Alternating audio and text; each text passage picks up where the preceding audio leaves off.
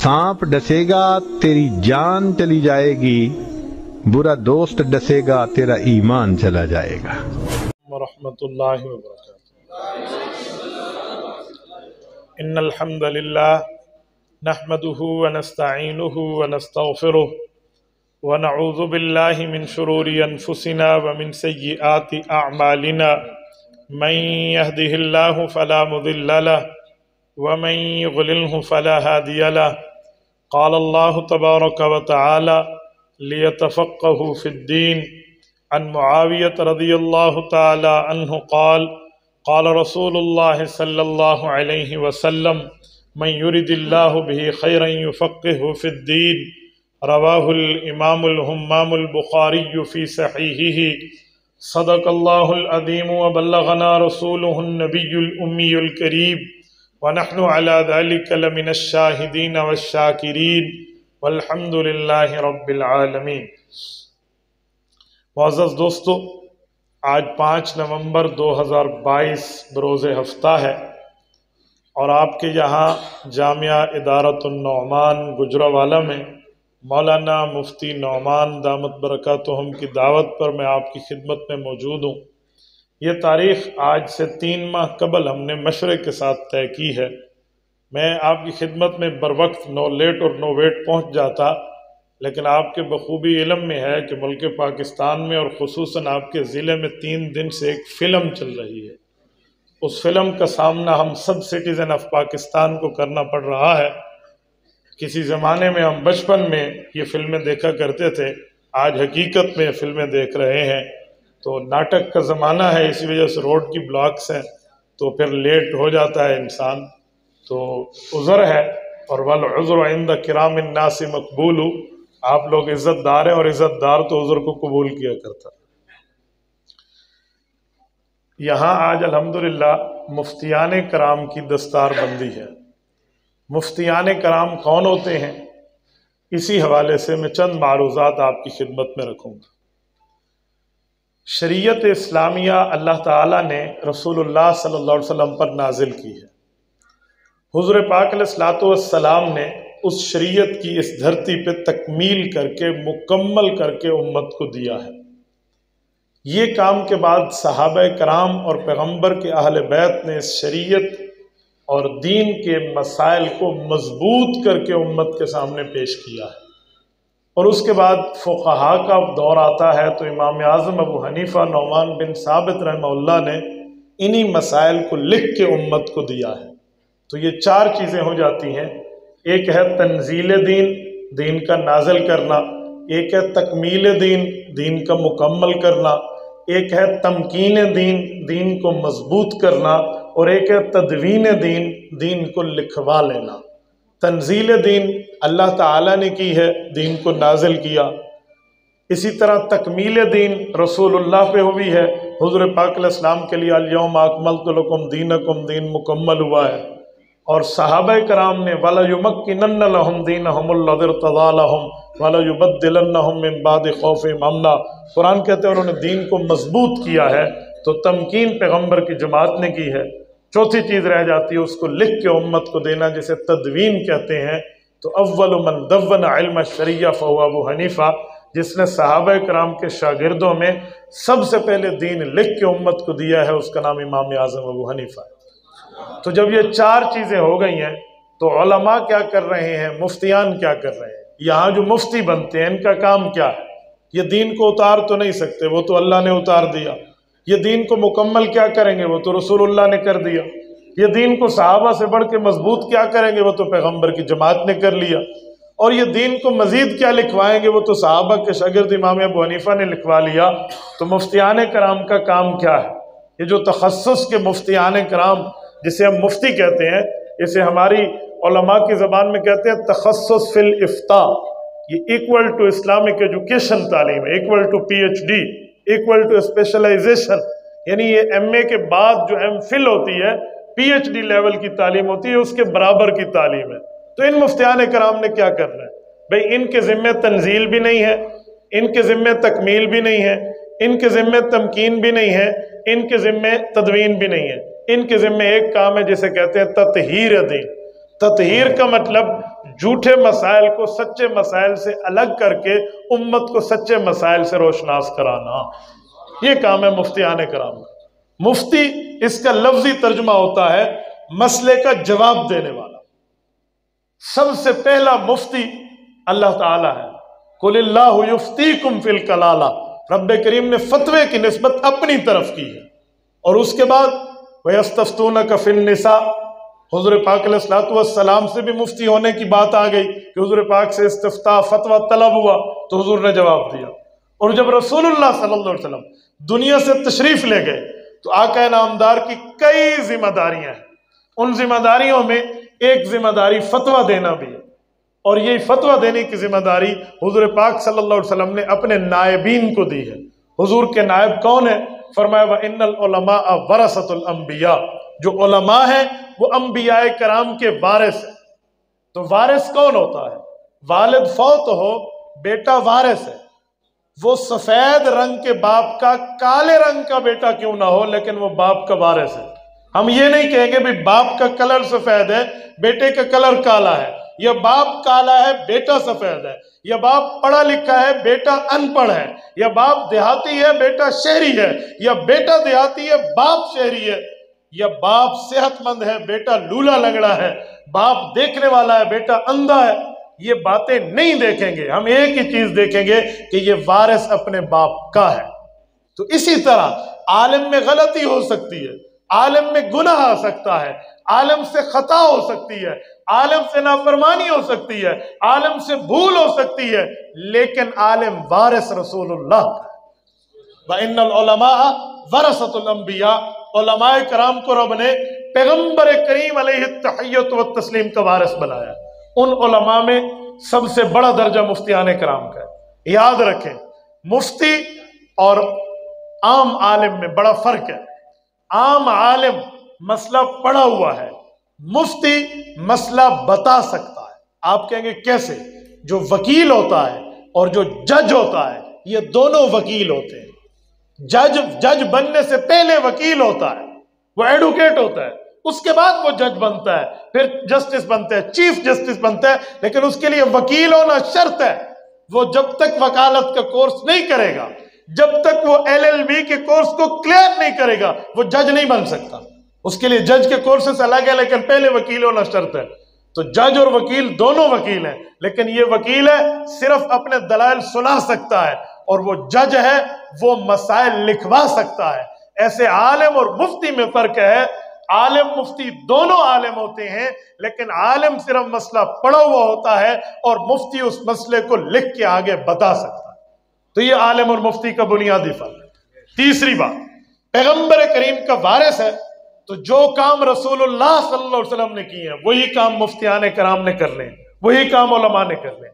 اسی لیے یہ بات کہہ رہا ہوں کہ کچھ لوگوں کو مفتیان کرام سے گلہ ہوتا ہے، علماء سے ایک شکوہ ہوتا ہے کہ مولوی صاحب نے جو فتویٰ دیا ہے نا، یہ ہماری منشا کے مطابق نہیں دیا، اسی لیے لوگ مخالف ہو جاتے ہیں۔ مثلا آپ کے یہاں ادارۃ النعمان کے مدیر حضرت مفتی نعمان صاحب تشریف فرما ہے، مفتی صاحب کے سامنے مسئلہ آئے تو مفتی صاحب نے سامنے والے کے منہ کو نہیں دیکھنا، سامنے والے کی قوم کو نہیں دیکھنا، سامنے والے کی حیثیت اور ویلیوز کو نہیں دیکھنا کہ کتنی ویلیو کا آدمی ہے، ان نے دیکھنا شریعت کا مسئلہ کس کے حق میں جاتا ہے۔ تو جب یہ شرعی مسئلہ لکھ کے دیں گے تو ظاہری بات ہے جس کے خلاف جائے گا، اگر وہ مخلص نہ ہوا تو آبجیکشن تو کرے گا نا، اعتراض تو کرے گا۔ تو علماء پہ اس طرح لوگ کہتے ہیں جی یہ مفتی ٹھیک نہیں ہے، یہ فتویٰ ایسے دیتا ہے۔ بھئی یوں بات نہیں ہے، بات یہ ہے کہ مفتی اللہ کے نبی کا وارث ہے، وہ شریعت کو دیکھ کے فیصلہ کرے گا۔ اچھا ایک بات اور، آپ مفتیان کرام بیٹھے ہیں، آپ کے سر پہ دستار سجتی ہے، میں ایک جملہ کہتا ہوں، یہ اپنے ان عزیزان من کو جن کو آج یہاں پگڑی مل کر مفتی کا نام مل رہا ہے، یاد رکھنا، معاشرے سے متاثر ہو کے، کسی فرد سے امپریس ہو کے فتویٰ نہیں دینا۔ ہم فتویٰ دیں گے شریعت اسلامیہ کو دیکھ کے، آپ کے دماغ میں آئے گا، ہمارے اوپر اعتراض ہوگا، ہم مخالفت برداشت نہ کر سکے، ہمارے سامنے کوئی اعتراض کرے، کوئی ناراض ہو، کوئی راضی ہو، بھائی کوئی راضی ہو کوئی ناراض ہو، ہم نے راضی اسے کرنا ہے جو اللہ ہے۔ علامہ محمد اقبال رحمہ اللہ نے اس طرح بڑی ذمہ داریوں والوں کو اپنے شعر میں ایک جملہ کہہ کر سمجھایا تھا کہ توحید تو یہ ہے کہ خدا حشر میں کہہ دے یہ بندہ دو عالم سے خفا میرے لیے ہے۔ اس لیے پرابلم نہیں ہے.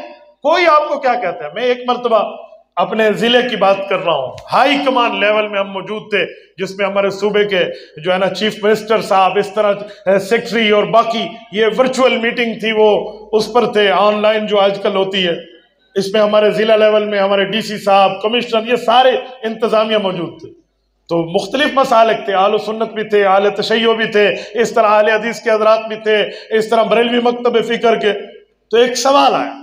وہ سوال کیا کہ علماء ایسی گفتگو کیوں نہیں کرتے جس سے سب راضی ہیں. اصل میں نے وہاں ایک بات کی تھی, تو وہ بات کسی کو چڑ گئی. تو جب چڑ گئی تو پھر ڈائریکٹ تو جواب نہیں دینا آتا تھا, تو کسی لیول میں مولوی کو ڈیگریڈ کرنا ہے. اجی ایسی بات کر دیں جس سے سب راضی ہوں, رضا کی بات کریں, محبتوں کو عام کریں, پیار کو عام کریں. بھائی ہم پیار کو عام کریں گے لیکن ایمان پہ سودا بازی نہیں کریں گے. پیار کو عام کرنے کا یہ معنی تھوڑی ہے کہ بندہ ایمان پہ, اپنے دین پہ, اپنے اسلام پہ, اپنے مذہب پہ کمپرومائز کر لے. یوں نہیں ہوگا. تو جب یہ بات انہوں نے کی نا, تو میں نے پھر سب کو مخاطب کر کے ایک جملہ کہا کہ میں شاید عمر میں آپ سب سے چھوٹا ہوں. میرا ایک سوال ہے, میں ایسی گفتگو کرنے کے لیے تیار ہوں جس سے سب راضی ہوں, لیکن میری گفتگو کیوں ضروری ہے؟ آپ نے مجھے کیوں بلایا؟ میرے منہ پر بلبل بیٹھی ہے؟ آپ نے مجھے کیوں بلایا؟ میں بڑی اماں جی کا بیٹا ہوں. آپ کے بلانے کا ایک مقصد ہے کہ یہ عالم رسول اللہ کا وارث ہے. سب نے سر ہلایا, ہاں جی بات تو ٹھیک ہے. میں نے کہا جب میں حضور کا وارث ہوں مجھے بتائیں, جب رسول اللہ صلی اللہ علیہ وسلم تقریر کرتے تھے, حضور بیان فرماتے تھے, حضور واعظ فرماتے تھے, حضور فتویٰ ارشاد فرماتے تھے, رسول اللہ صلی اللہ علیہ وسلم گفتگو فرماتے, تو حضور سے سب راضی ہوتے تھے؟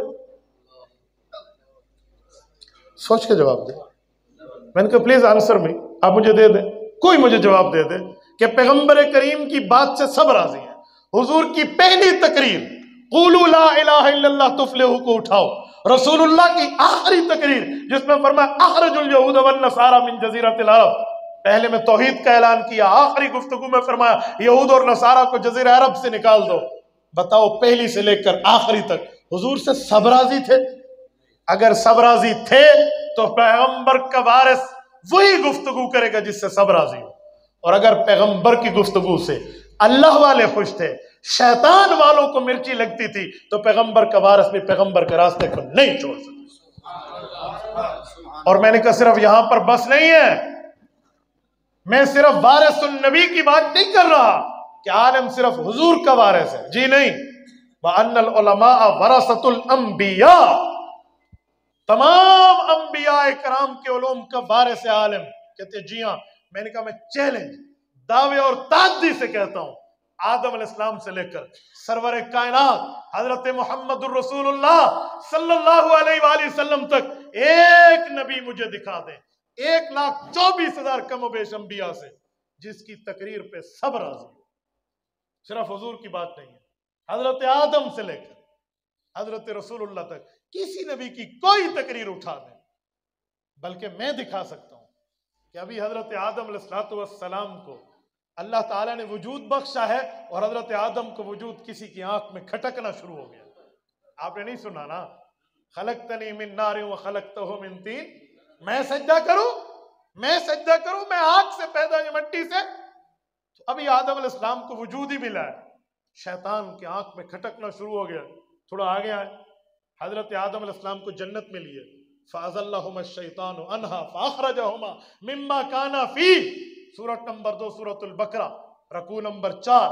رب کریم کیا فرما رہے ہیں؟ فرمایا شیطان نے اس کے بعد بھی سازشیں کرنا شروع کی کہ انہیں جنت سے کسی طریقے نکلوا دو. وَقَاسَمَ لَهُمَا, کیا کہا؟ قسم اٹھائی, وَمُلْكٍ لَا يَبْلَىٰ, ہمیشہ جنت پہ رہو گے, یہ درخت کھا لو. بھولے سے کھا لیا, وہ زمین پر آ گئے. راضی تھا شیطان؟ حضرت آدم علیہ السلام نے تو ابھی تقریر ہی نہیں کی تھی, کوئی گفتگو بھی نہیں فرمائی تھی, شیطان کو پہلے مرچیں لگ گئی. تو آپ کیسے کہتے ہو ایسے بیان کرو, عالم ایسی گفتگو کرے, مفتی ایسا فتویٰ دے جس سے سب راضی ہوں؟ چلو آدم علیہ السلام سے تھوڑا آگے آئیے, حضرت نوح علیہ السلام پہ آتے ہیں. قرآن کہتا ہے فَلَبِثَ فِيهِمْ أَلْفَ سَنَةٍ إِلَّا 50 عَامًا, 950 سال حضرت نوح علیہ السلام اس قوم میں رہے اور تبلیغ کرتے رہے, دعوت دیتے رہے, گفتگو فرماتے رہے, مسائل فضائل دلائل بتاتے رہے. اجی کب بتایا؟ دن میں یا رات میں؟ کوئی ڈیوٹی ٹائم تھا؟ صرف آفس ٹائم ऑफिशियली बताते फिर रात को आराम करते? जी नहीं। पारा नंबर 29 सूरत नूह रुकू नंबर 1, रब्बे करीम फरमाते हजरत नूह की ड्यूटी ये थी, इन्नी दाऊतु कौमी लैलन व नहारा। अल्लाह ने मैंने दिन देखा, न मैंने रात देखी, न मैंने सर्दी देखी, न मैंने गर्मी देखी, न मैंने सुबह देखी, न मैंने शाम देखी, न मैंने खुशी देखी, न मैंने गमी देखी, न मैंने अपने घर को देखा, न मैंने अपनी फैमिली को देखा। इस कौम को अल्लाह तेरे तारुफ से रोशनास कराता रहा, लेकिन ये कौम नहीं मानी। और फिर वक़्त के पैगंबर को ये दुआ जुबान से जारी होना पड़ी, क्या? रब्बि ला तज़र अलल अर्द मिनल काफिरीन दय्यार। ऐ अल्लाह इस धरती पर किसी काफिर का घर न बसे, ये जो मेरी कौम है, यानी कौम नूह अलैहिस्सलाम।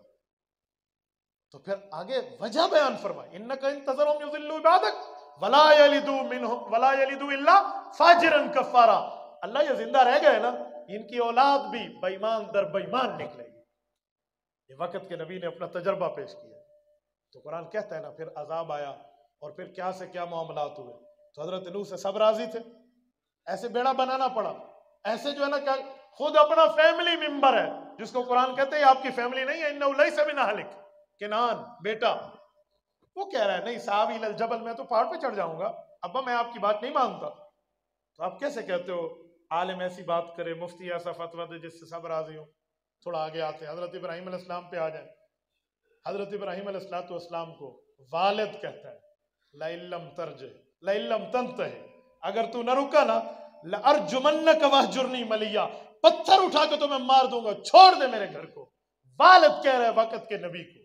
हजरत इब्राहिम अलैहिस्सलाम, कौम ने नहीं इल्जाम लगाया, कौम ने नहीं किया, उन्हें आग के चिखा में डाला गया, अल्लाह ताला ने उन्हें बचा लिया। मैंने अपनी आंखों से, हमारे भाई शहबाज भी बैठे हैं, हमने कुछ अरसा कबल सिटी उर्फा, ये तुर्की का वो शहर है जो बिल्कुल वहां है, शाम के बॉर्डर पे है, हमने अपनी आंखों से उस जगह की ज़ियारत की है जिस जगह उन्होंने आग लगाई थी। आज वहां पानी पानी है हजरत इब्राहिम को डालने के लिए। और जो उनके दो सतून थे ना, जिसके साथ उनने वो उस जमाने का झूला बांध के उन्हें अंदर फेंका था, वो इतने 1000 साल पुराने सतून आज भी नमरूद के महल में कायम है, इतने बुलंद है कि बंदे के आमतौर पर टोपी गिर जाए उसे फुल देखते हुए। तो उनने आग लगाई और आग में हजरत इब्राहिम अलैहिस्सलाम को डाला, और रब्बे करीम ने हुक्म फरमाया, कुलना या नारु कूनी बरदम व सलामन अला इब्राहिम, आग ठंडी हो जा। अल्लाह कितनी ठंडी हो जाऊं, बर्फ बन जाऊं? फरमाया जी नहीं, व सलामन अला इब्राहिम, एसी की कूलिंग की तरह बन जाता कि इब्राहिम को तकलीफ ना हो। ठंडक रखनी है लेकिन वह सलामन मोतदिल। तो भाइयों, अगर इब्राहिम अलैहिस्सलाम से सब राजी होते तो ये आग लगाते? अब चलते हैं, हजरत यूसुफ को उठा ले, ये जो कुएं में डाला था, भाइयों ने डाला था ना, राजी थे, ये राजी थे। खुशी से कोई कुएं में डालता है, कोई अपने बाप अपने बेटे को उठा के, चलो मैं तुमसे बहुत राजी हूं, जा कुएं में, फेंकेगा कोई? क्यों डाला इन्होंने? कहां राजी थे? थोड़ा आगे चलते आइए, हजरत यूसुफ, हजरत जकरिया पे आइए। हजरत जकरिया अलैहिस्सलाम की शहादत नहीं है, हजरत याहया की शहादत नहीं है, ऐसे हुआ। वयक्तुलून अन्नबिय्यीन बिगैरिल हक, कुरान कहते हैं अंबिया कराम का कत्ल किया। अंबिया को, सहाबा की बात अभी नहीं कर रहा, नबी का कत्ल किया लोगों ने। वयक्तुलून अन्नबिय्यीन, जमा प्लूरल का सीगा है, सिंगुलर और वाहिद की बात नहीं है। कई अंबिया का कत्ल हुआ, इसलिए रिसालत इमाम अलैहिस्सलाम पे जब इब्न कुमैया जैसे बेईमान ने हमला किया था, तो अल्लाह के रसूल सल्लल्लाहु अलैहि वसल्लम ने फरमाया उस शख्स पे अल्लाह ताला का गुस्सा बहुत ज्यादा होता है, जो शख्स किसी नबी के हाथों कत्ल हो या उसके हाथों कोई नबी कत्ल। फरमाया लन युफ्लह कौमुन शज्जू नबिय्यहुम, ये कौम कामयाब होगी जिसने अपने नबी को लहूलुहान कर दिया। ये सही बुखारी में अल्लाह के रसूल का फरमान है। तो भाई अगर इनसे राजी होते हो ऐसा कर दे। हजरत मूसा अलैहिस्सलाम पे आए, हजरत मूसा अलैहिस्सलाम एक बंदे की मदद करने के लिए कहते हो, भाई तू इसे क्यों मार रहा है? फवक़ज़ मूसा फ़क़ज़ अलैहि, सूरत क़सस उठाएं, हजरत मूसा ने उसकी हेल्प की है और उसके दुश्मन से उसको निजात दिया, तो वही जिसको निजात दी वो भी मुखालिफ हो गया। और फिर जिसके घर में पले उसने हजरत मूसा अलैहिस्सलाम के लिए क्या किया? लाखों का लश्कर दौड़ा के आए हजरत मूसा को पकड़ने के लिए, और हजरत मूसा अलैहिस्सलाम के सहाबा कराम को शहीद करने के लिए। जो जादूगर थे ना, وہ پہلے تو فرعون ہی تھے، لیکن موسیٰ علیہ السلام کے رتبے، مقام، مرتبے، رعب، دبدبے، حیثیت، ویلیو، ان کی شریعت، ان کی تورات، ان کی اللہ کی طرف سے وحی کو دیکھ کر وہ ایمان لے آئے اور کہنے لگے ہم تو حضرت موسیٰ اور حضرت ہارون کے رب کو معبود مانتے ہیں۔ تو فرعون نے کہا قبل ان آذن لکم، سرکاری پرمیشن تو جاری نہیں ہوئی، ابھی گورنمنٹ نے آرڈر جاری نہیں کیا، پہلے ایمان لایا۔ انہوں نے کہا جی فرعون اس کے لیے گورنمنٹ کی پرمیشن چاہیے کہ ہم ایمان لائیں گے؟ انہوں نے کہا جی لأصلبنکم فی جذوع النخل، میں تمہیں پھانسی پہ چڑھاؤں گا، یہ جو کھجور کا تنا اس سے لٹکاؤں گا۔ اور کہا لأقطعن ایدیکم وارجلکم من خلاف، دایاں پاؤں ہوگا تو بایاں ہاتھ ہوگا، اور اگر دایاں ہاتھ ہوگا تو بایاں پاؤں ہوگا، یوں الٹے ہاتھ طرف سے کاٹ کے رکھ دوں گا۔ موسیٰ علیہ السلام کے آدھے گھنٹے کے صحابی ہیں، کچھ وقت کی صحابیت ملی ہے، ان کا ایمان دیکھیں۔ فرعون کی آنکھوں میں آنکھیں ڈال کے کہتے ہیں فَقْضِ مَا أَنْتَ قَاضٍ، اے لگانا اپنا لشکر، لگا اپنا زور، جتنی طاقت لگانی ہے لگا لے، ہم نے ایمان لایا تو ہم موسیٰ علیہ السلام کے بن کے رہیں۔ ٹھیک ہے، وہ بھاگ نہیں گئے تھے، جہاد کا نام لے کر دو گولیوں سے نہیں بھاگ گئے، وہ ڈٹ کے ٹھہرے۔ تو رتبہ ہوتا ہے نا، تو مقام پہ ٹھہرے، ایسے ٹھہرے جیسے ٹھہرنے کا تو فرعون نے شہید کیا ہے، سب کچھ کیا ہے، لیکن اس کے باوجود بھی موسیٰ علیہ السلام کے صحابی نہیں ہٹے۔ حضرت موسیٰ علیہ السلام کو ہجرت کرنی پڑی ہے، اور اس کے بعد مدین گئے حضرت موسیٰ علیہ السلام۔ کیا سب راضی تھے تو یوں ہوتا؟ آ جائیے حضرت عیسیٰ علیہ السلام پہ۔ حضرت عیسیٰ علیہ السلام پہ یہ جو کچھ لوگ آئے تھے پھانسی دینے کے لیے، بلیک وارنٹ جسے کہتے ہیں ڈیتھ وارنٹ، یہ ڈیتھ وارنٹ ہے، موت کے وارنٹ ہے، وہ گرفتاری کے وارنٹ جاری کر کے ایک نبی کے لیے آئے حضرت عیسیٰ علیہ السلام کے، اور قرآن کریم نے انہیں وعدہ دے کر تسلی کی بات کی، فرمایا وَإِذْ قَالَ اللَّهُ يَا عِيسَىٰ إِنِّي مُتَوَفِّيكَ وَرَافِعُكَ إِلَيَّ، دو وعدے فرمائے، سنیں توجہ رکھنا، علمی جملہ ایک سمجھانے لگا ہوں۔ رب نے فرمایا عیسیٰ فکر کی بات نہیں ہے، انی متوفی کا، میں تمہیں مکمل وصول کروں گا روح اور جسم۔ یہاں لفظ توفا ہے لیکن معنی موت نہیں ہے۔ کیوں؟ اگر یہاں معنی موت ہو کہ میں تمہیں موت دوں گا تو موت دینے کے لیے تو یہودی آئے ہوئے تھے، تو جو کام یہودی نہ کر سکے وہ اللہ نے کر دیا، ان کا کام آسان کر دیا، تم نہ مارو میں مار دیتا ہوں، تو ادھر معنی موت نہیں کریں گے۔ انی متوفی کا، میں تمہیں مکمل وصول کروں گا۔ اللہ کیسے وصول کرے گا؟ فرمایا ورافعک الیہ، اپنی طرف اٹھا لیا۔ امام قرطبی رحمہ اللہ نے الجامع لاحکام القرآن میں سوال اٹھایا اسی آیت کے تحت کہ اللہ کی طرف کون سی ہے؟ دائیں طرف، بائیں طرف، اوپر طرف، نیچے طرف، کون سی طرف ہے؟ تو امام قرطبی کیا جواب دیتے ہیں؟ فرمایا ای موضع لا یجری فیہ حکم غیر اللہ، اللہ کی طرف سے مراد یہ ہے اللہ تعالیٰ حضرت عیسیٰ علیہ السلام کو وہاں اٹھائیں گے جہاں صرف اللہ کا حکم چلتا ہے، غیر اللہ کا نہیں چلتا، وہ آسمان ہے۔ تو وہاں اٹھا لیا، اور جو پھانسی دینے آیا تھا اس کی شکل قرآن کہتے ہیں وَلَٰكِنْ شُبِّهَ لَهُمْ وَمَا قَتَلُوهُ، نہیں مار سکے، وَمَا صَلَبُوهُ، پھانسی نہیں دے سکے، وَلَٰكِنْ شُبِّهَ لَهُمْ، حضرت عیسیٰ کی شکل اسی بندے کی کر دی جس کے ہاتھ میں برنٹ تھے۔ تو لوگوں نے کہا یہ عیسیٰ ہے، پڑھو انہوں پھٹے چاڑو، وہ تو کام خراب ہو۔ انہوں نے کہا جی میں تمہارا کہ جاؤ تو ہمارا کہاں سے؟ اسے پھانسی پہ چڑھا دیا۔ اسی افواہ کی بنیاد پہ تو آج تک کرسچینٹی قائم ہے۔ تو بھائیو یہ سب راضی تھے تو یوں ہوتا ہے؟ سرکار کی بات تو سارے جانتے ہیں، سرکار مدینہ صلی اللہ علیہ وسلم کو مدینہ طیبہ آنا پڑا اور مکہ مکرمہ کو چھوڑنا پڑا۔ مکہ مکرمہ کم زمین ہے، 53 سال اللہ کے رسول نے مکہ مکرمہ میں گزارے ہیں، 53 سال سرکار مدینہ نے۔ اور قرآن کہتے ہیں اذ اخرجہ الذین، خرجہ نہیں ہے اخرجہ ہے، خرجہ اور اخرجہ یہ مزید اور مجرد کا فرق مولوی جانتے ہیں۔ ان کافروں نے نکالا، حضور پاک اپنی مرضی سے نہیں گئے۔ یعنی کتنے دکھ کو اللہ بیان کرتے ہیں کہ حضور پاک علیہ السلام نے جہاں 53 سال گزارے، بچپن، لڑکپن، جوانی، ادھیڑ عمر تک وہاں گزار دیا، اس جگہ کو چھوڑنا کوئی مذاق نہیں ہوتا۔ ہمیں آج بھی اپنے بچپن میں کھیلی ہوئی گلیاں نہیں بولتی، تو حضور پاک نے تو انہیں چھوڑ دیا۔ اور جب صحابہ کرام مدینہ گئے تو روتے تھے مکہ مکرمہ کو یاد کر کے۔ صحیح بخاری میں حضرت بلال اور حضرت ابوبکر صدیق بیمار ہو گئے مکہ مکرمہ کی جدائی میں، تو حضور پاک علیہ السلام نے ہاتھ اٹھائے، مولا ان کے دلوں میں مدینہ طیبہ کی محبت بھر دے، تو پھر وہ مدنی بن کے ہی رہ گئے۔ تو میرے دوستو یہ سب راضی تھے تو نکالنے کا معاملہ بنتا۔ اندازہ لگاؤ یہ جو لوگ حضور پاک علیہ السلام کے گھر کا گھراؤ کیے ہوئے تھے، ان کے باپ داداؤں کی امانتیں اللہ کے رسول کے پاس تھی، تبھی فرمایا تھا اے علی یہ امانتیں سنبھال لو، اور جب امانتیں واپس کر لینا میرے پیچھے مدینہ طیبہ چلے آنا۔ حضرت علی نے پوچھا یا رسول اللہ آپ اللہ کی امانت ہے، لوگوں کی امانتوں کا رکھوالا میں ہوں، آپ اللہ کی امانت ہے، آپ کا رکھوالا۔ فرمایا بحکم خدا ابو بکر صدیق ہوگا۔ یہ جو حضور گئے ہیں یہ راضی برضا ہے معاملہ۔ تو میں نے یہی پوائنٹ وہاں آؤٹ کیا جس کی ڈیٹیل میں نے آپ کو دی ہے۔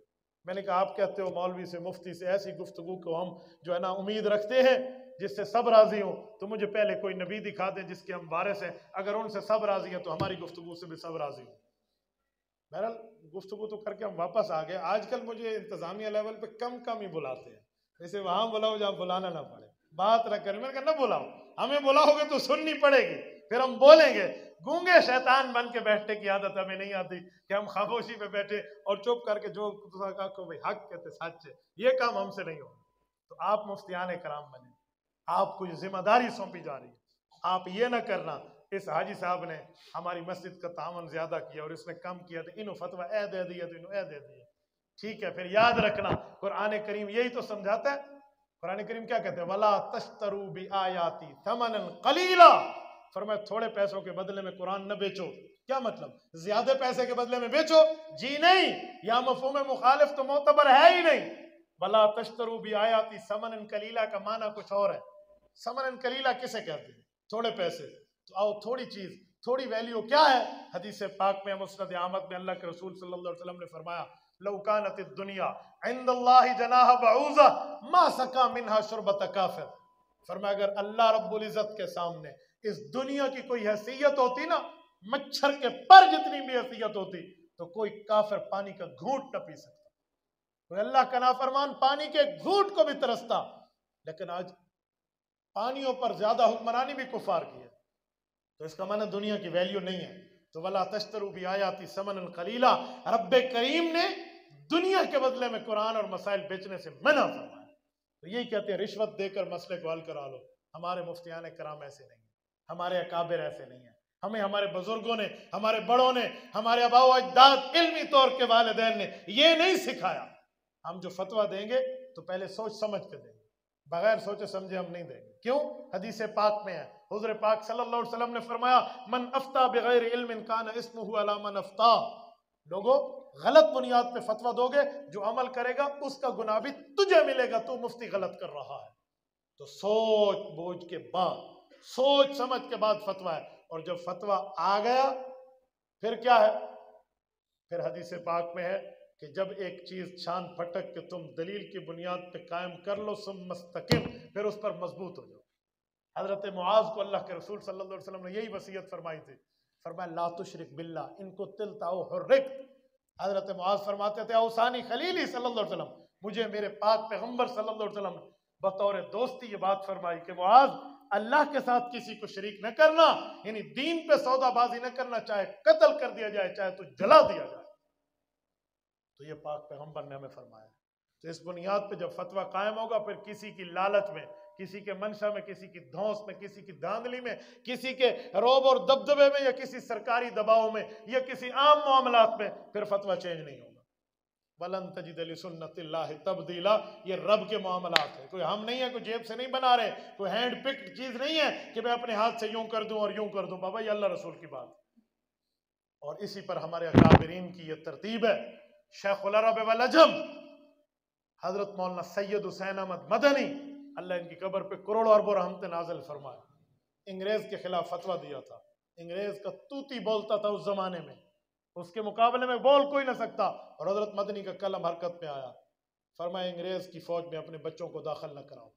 اگر اس آرمی میں تم نے اپنے بچوں کو شامل کرا دیا اور انگریز کے مددگار بنے، یاد رکھنا تم گناہگار ہو۔ قرآن کہتے ہیں وَلَا تَعَاوَنُوا عَلَى الْإِثْمِ وَالْعُدْوَانِ، گناہ کے ہیلپنگ ہینڈ نہ بنو، ہیلپر نہ بنو، گناہ کے معاون ممد مددگار نہ بنو۔ تو لہٰذا ان کے ساتھ تم نہ چلو۔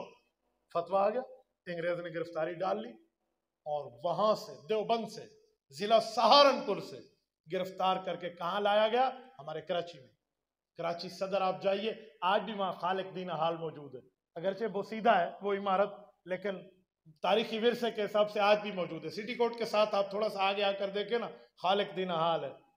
وہاں حضرت مدنی رحمہ اللہ کے لیے عدالتیں لگی ہیں، اور انگریز جج جو ہاتھ میں قلم پکڑ کے حضرت مدنی کو کٹہرے میں ٹھہرا کے پوچھتا ہے آپ نے فتویٰ دیا ہے؟ حضرت مدنی فرماتے فتویٰ دیا کیا ہوتا ہے، میں تو اب بھی فتویٰ دیتا ہوں۔ انگریز دشمن رسول ہے، دشمن خدا ہے، دشمن اسلام، دشمن دین ہے، اس کے ہاں تعاون کرنا، اس کے ساتھ مدد کرنا حرام ہے۔ تو جج ڈراتے دھمکاتے ہوئے دھمکی آمیز لہجے میں کہتے آپ کو پتہ ہے کہ آپ کی موت میرے اس قلم کے نیچے ہے، میں یوں قلم کے 2 لفظ گھماؤں گا، hanging to the till death, آپ کو موت تک لٹکا دیا جائے گا۔ حضرت مدنی رحمہ اللہ نے اس کی بات پہ ایک طنز کرتے ہوئے ایک کہکا لگایا اور یوں اپنے کمر کی طرف ہاتھ بڑھایا اور وہاں سے سفید کپڑا نکالا، فرمایا اوئے موت تو اس سے میں ڈراتا ہے؟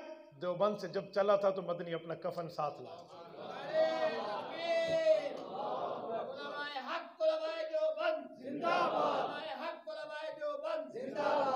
کل چلا نا اپنا قلم، کیا ہوا؟ آج اس انگریز جج کا نام بھی نہیں آپ جانتے اور حسین احمد مدنی کا ڈنکا گونج رہا ہے دنیا میں۔ یہ ہوتا ہے ڈٹ جانا۔ یاد رکھیں وفا کی تیغ سے گردن جفا کی تیغ سے گردن وفا شعاروں کی کٹی ہے برسر میدان مگر جھکی تو نہیں۔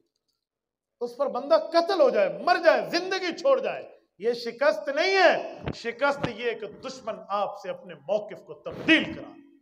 موقف تبدیل نہیں ہوگا چاہے کچھ بھی ہو جائے، اس پر قربانیاں لگی ہیں، اس پہ خون لگا۔ تو بھائیو یہ جو دین ہم تک پہنچے، یہ جو فتوے کی سیاہی ہے، ایسے شہید کے خون کے مقابلے میں مفتی کے قلم کی سیاہی کل قیامت میں نہیں تولی جائے گی۔ ایسے نہیں ہے، ایسے نہیں فرمایا کہ نوم العالم خیر من عبادت العابد، کہ ایک عام آدمی عبادت کرے، ایک عالم اور مفتی سو جائے تو اس کا سونا اس کی عبادت سے افضل ہے، ایسے نہیں فرمایا گیا۔ اگر رتبے، مقام، درجے، حیثیت عالم کی بڑی ہے تو پھر اس کی ذمہ داری بھی بڑی ہے، پھر اس کی حیثیت بھی اس طرح ہونی چاہیے۔ امام محمد بن حسن الشیبانی رحمہ اللہ اپنے استاذ مکرم حضرت امام اعظم ابو حنیفہ رحمہ اللہ کے بارے میں ایک جملہ فرماتے ہیں، کہا حضرت امام اعظم نے کہ میں گلی سے گزرا تو ایک خاتون بوڑھی نے دوسرے کو کہا کہ یہ ابو حنیفہ وہ ہے، سحر اللیالی کلہ، پوری رات جاگ کر یہ دین کے مسائل کے لیے عبادت بھی کرتا ہے اور مسائل بھی یہ رکھتا ہے۔ تو فرماتے امام صاحب اس وقت میں آدھی رات جاگا کرتا تھا، تو مجھے حیا آئی کہ میرے مقلد، میرے ساتھی، میرے فالوورز مجھ سے یہ متوقع رکھتے ہیں اور میں آدھی رات جاگتا ہوں، آج میں پوری رات جاگوں۔ اور پھر پوری رات جاگے، اکیلے نہیں، فرمایا صلی ابو حنیفہ بوضوء العشاء الفجر 40 عام، امام شامی کا مقدمہ اٹھائیں، فرمایا ابو حنیفہ رحمہ اللہ نے 40 سال عشاء کے وضو سے صبح کی نماز پڑھی۔ اچھا اس پر بھی ایک جملہ کہوں، کچھ لوگوں کو اس پر بھی سوال اٹھتا ہے۔ حجت اللہ فی الارض حضرت مولانا محمد امین صفدر اکاڑوی رحمہ اللہ اس کا بڑا پیارا جواب دیا کرتے تھے کہ جی مجھ سے کسی نے کہا، حضرت اکاڑوی فرماتے ہیں کہ پھر بیوی کے حقوق کہاں گئے؟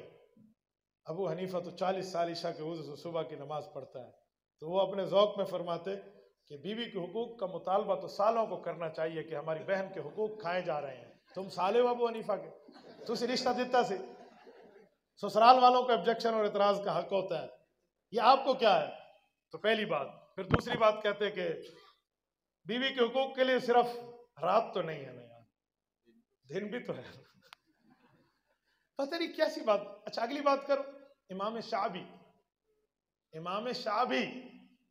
امام ابو حنیفہ رحمہ اللہ کے استاذ ہیں، حضرت علی المرتضیٰ کے شاگرد ہیں، 500 صحابہ کی زیارت کی ہے، اس نے 50 سال عشاء کے وضو سے صبح کی نماز پڑھی ہے۔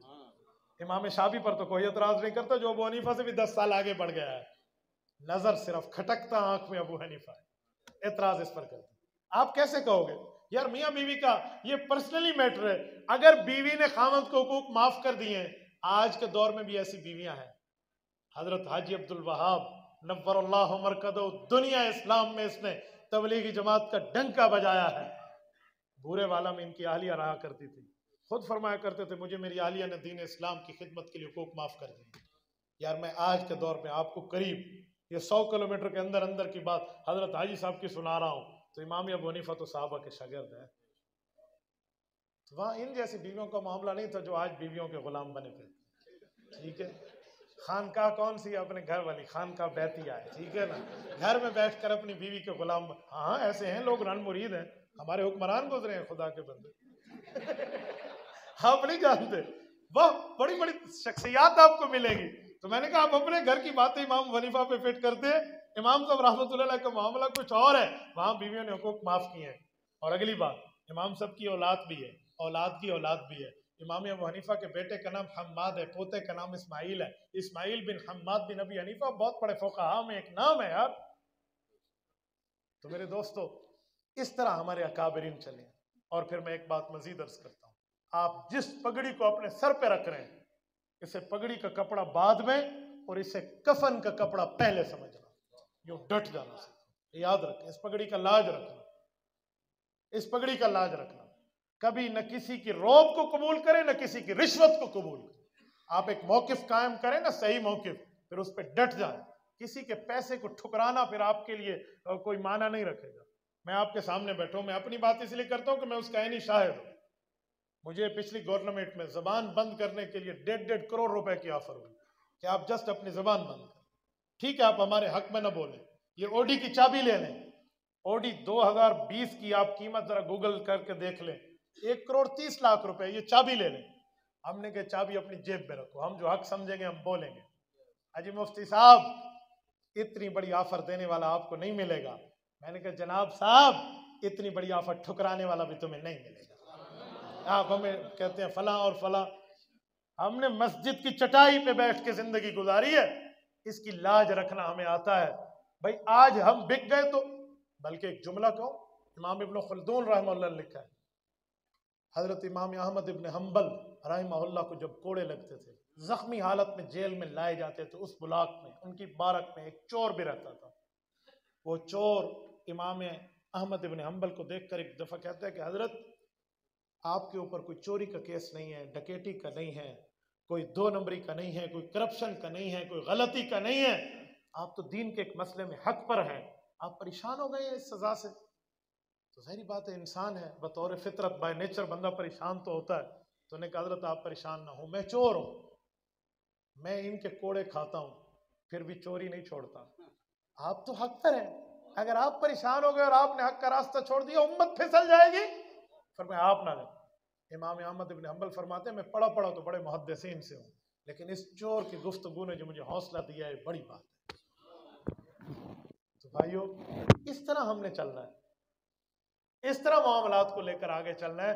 تو دین اسلام کے لیے جب مسئلہ آئے گا، پھر انشاءاللہ تعالی شریعت جہاں گنجائش دے گی وہاں دیں گے، کسی کی لالچ کو نہیں دیکھیں۔ اسی پر میں ایک واقعہ آپ کو سناؤں اپنا۔ یہ میرے دورہ حدیث کے بعد تخصص کے میرے خیال میں پہلے سال کی بات ہے۔ میرے بہنوئی کسی حوالے سے پاکستان سے باہر گئے تو 4 جمعے ان کی مسجد میں پڑھانے تھے، تو انہوں نے مجھے کہا کہ بھائی آپ پڑھا دیں۔ میں نے کہا جی ٹھیک ہے۔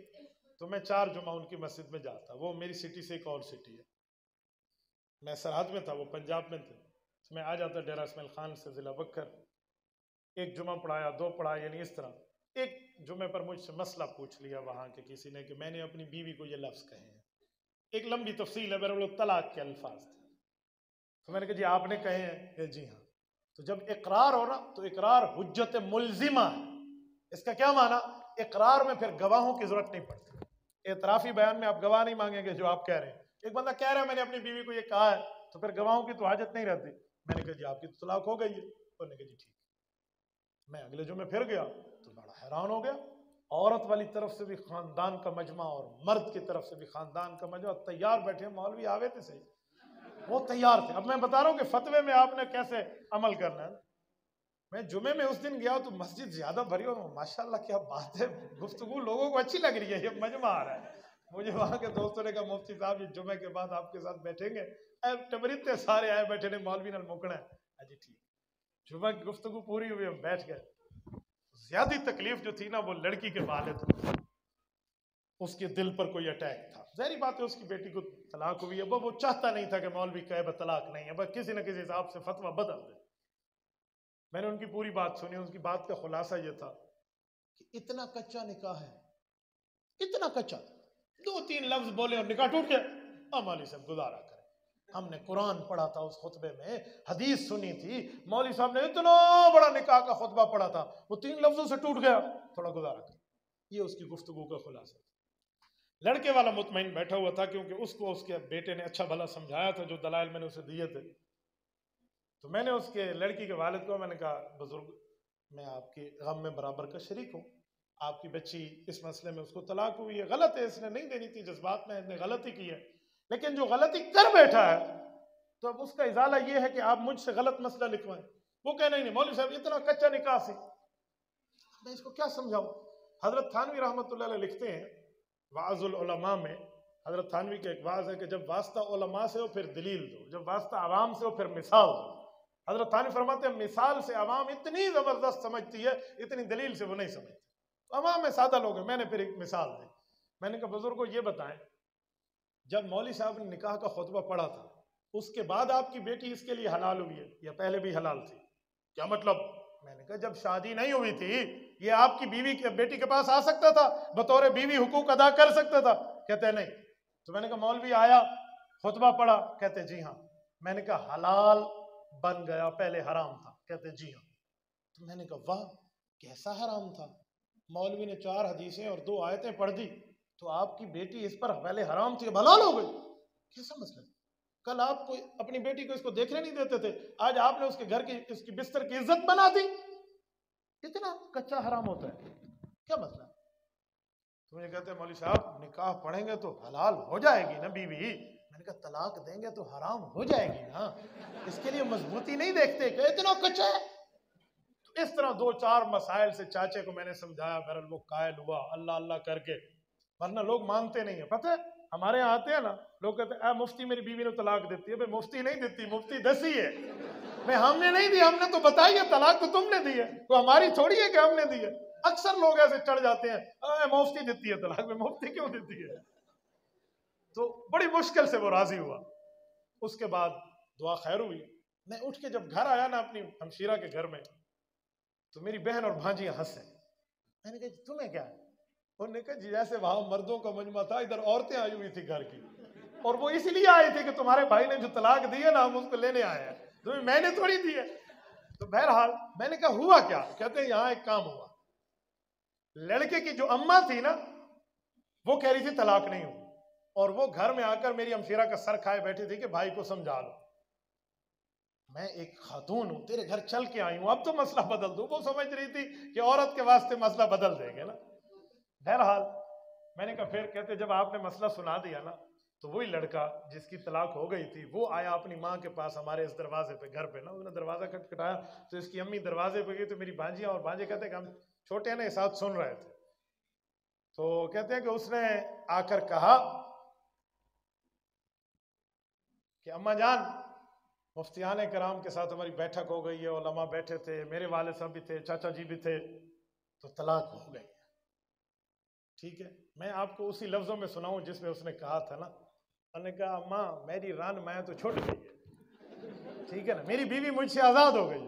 تو اس کی ماں کہتی ہے کیوں؟ انہوں نے کہا اماں یہ لفظ میں نے کہے تھے تو بیوی چھوٹ گئی ہے. تو ماں کہنے لگی نہ میرا پتر یہ لفظ لال تیران نہیں چھوٹ دی، تیرے پیو میں 100 بار یہ لفظ آخر میں تے نہیں چھوٹی.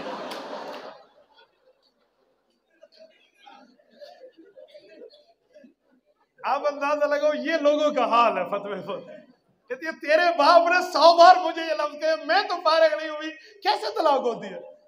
تو بیٹے نے کہا اماں شکر کر تو ہی فارغ ہے، تیری نو ہی فارغ ہے. بھائی ہمارے ساتھ یہ حالات واقع ہوتے ہیں. یہ جو مفتیان کرام بن رہے ہیں میں ان کے لیے کہہ رہا ہوں تمہارے سامنے اس طرح کی سچویشن آئیں گی، اس طرح کی صورتحال آئے گی، پھر آپ کو فیس کرنا ہوگا. تو کسی طریقے سے، کسی مثال سے، تحمل سے، پیار سے، بردباری سے، علم سے اس طرح آپ نے عوام کو ٹیکل کرنا ہے تو لوگ آپ کی بات مانیں گے. ورنہ بہت مشکل ہے، سارا معاملہ آپ کے سر پہ ڈالیں گے کہ مفتی طلاق دیتی ہے. تو اس لیے آپ کچھ نہ کچھ معاملات کو سیکھ لیں. امید ہے میں چند باتیں جو آپ کی خدمت میں سمجھانے والی تھی ٹوٹی پھوٹی میں آپ کی خدمت میں سمجھا بیٹھا ہوں. اللہ تعالیٰ آپ کو اور ہمیں علماء کرام کی قدر کی توفیق عطا فرمائے، مفتیان کرام کی قدر کی توفیق عطا فرمائے، اور اپنی اولاد کو عالم اور مفتی بنانے کی توفیق عطا فرمائے. کہتے ہیں امام اہل سنت والجماعت کے متعلق جو گستاخی ہوئی ہے، ہمارے استاذ محترم حضرت امام اہل سنت والجماعت شیخ الحدیث والتفسیر مولانا محمد سرفراز خان صفدر اللہ ان کی قبر پہ کروڑوں اربوں رحمتیں نازل فرمائے. یہ انہی کا فیض ہے آج آپ کی خدمت میں ہم بول رہے ہیں. حضرت کے متعلق یہ جو گستاخی ہوئی ہے یہ مجھ تک بھی پہنچی ہے اور میں نے اس کو ہائی لیول تک حضرات تک پہنچا کر بات کی ہے، لیکن ایک جملہ کہتا ہوں، وَعُوَ الْقَلْبِ لَا يَظْلِمُ الْبَدْرِ فَلَوْمُ الْحُفَّاشِ لَا يَضُرُّ الشَّمْسِ۔ یہ جو چمگاڈر ہوتا ہے نا، یہ سارا دن سورج کو لان تان کرتا ہے کہ سورج نہ ہوتا تو میں دن میں اڑتا، تو چمگاڈر کی لان تان کبھی سورج کو اثر نہیں کرتی۔ اس طرح چاندنی کو دیکھ کے کتے بھونکا کرتے اور ان کی بھونک پہ کبھی چاند ماند نہیں پڑتا۔ تو یہ اس طرح کے غلیظ زبان والے یہ اپنے اندر کی غلاظت بتا رہے ہیں، جن کی حیثیت یہی ہے۔ یار یقین مانیں، میرا سوشل میڈیا بہت بڑا ہے، ایک نیٹ ورک ہے الحمدللہ، میں اس بندے کو نہیں جانتا تھا، یہ ساتھیوں نے بھجوایا تو میں نے اس کو دیکھا، چلو یہ کوئی شکل ہے۔ جب ہم جیسا بندہ اس کو نہیں جانے، جس کا اتنا بڑا سوشل نیٹ ورک ہو، تو مشہور ہونے کا ان کے پاس یہی تو طریقہ ہے کہ کسی بڑے پر بھونک لو تو لوگ آپ کو مشہور کر لیں۔ وہ کسی نے کہا تھا نا کہ میں مشہور ہونا چاہتا ہوں لیکن پیسے میرے پاس نہیں ہیں، ہوں میں کنگال، مشہور کیسے ہو جاؤں؟ لوگوں نے کہا جی بادشاہ کی بیٹی کا رشتہ مانگ لے۔ انہوں نے کہا میں تو کہوں دا میراسی مینوں بادشاہ دینی ہے، میں تو میراسی مجھے بادشاہ دے گا۔ انہوں نے کہا مشتہ تو مانگ لے۔ یہ چلا گیا، دربار لگا ہوا تھا، انہوں نے کہا بادشاہ سلامت، مجھے آپ کی بیٹی کا ہاتھ اپنے نکاح کے لیے چاہیے۔ لوگوں نے مارا، اتنا بادشاہ کے ہرکاروں نے مارا، نے اس کے خون نکال دیے اور مٹی میں لت پت ہو گیا۔ یہ اٹھا اور اپنے کپڑے جھاڑنے لگا تو کہتے بادشاہ سلامت پھر میں نہ سمجھا، پھر میں نہ سمجھوں۔ یعنی یہ حال ہے، حالانکہ کیا کہہ رہا تھا، آدھا کام ہو گیا آدھا باقی ہے۔ کیا مطلب؟ یعنی میں راضی ہوں اور وہ پارٹی راضی نہیں ہے، تو آدھا کام ہو گیا آدھا باقی ہے، اور حال اس کا یہ ہے۔ مشہور ہو گیا، لوگوں نے کہا بادشاہ دی بیٹی دا عاشق ہے۔ ان بیچاروں کے پاس اور کوئی کام نہیں ہے، فضول نسل کے حضرات لوگ ہیں، عجیب پتہ نہیں کیا معاملہ ہے۔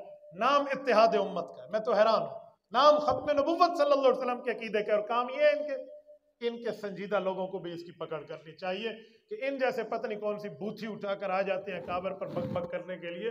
ان کا جواب صرف ایک یہی ہے کہ اس معاملے میں جو ایف آئی آر کی ترتیب ہے وہی رکھنی چاہیے، جو قانون کو ساتھ لے کر چلنے کی ترتیب ہے وہی کرنی چاہیے، تاکہ جس بل سے نکلے انہی بل تک ان کو بندہ پہنچا کے آئے۔